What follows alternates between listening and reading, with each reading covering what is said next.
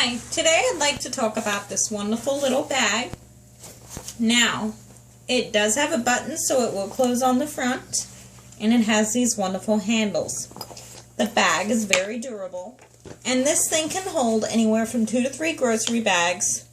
So if you don't have a vehicle and you want to walk to the store, this is the perfect bag for that. And I say that because, ta-da!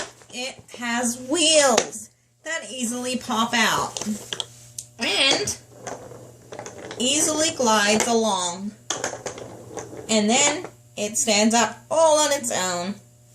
But one factor I love about this bag is you can undo the zipper here. You do it all the way around, and then like magic, look at the bag grow. So, if you have something bigger than a sack of groceries, you could possibly fit it in this bag. And then you can zip it back up to have it be smaller.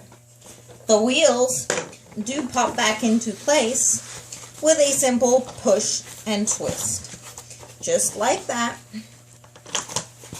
So therefore, when you're done with the bag, you can store it away. I love this bag.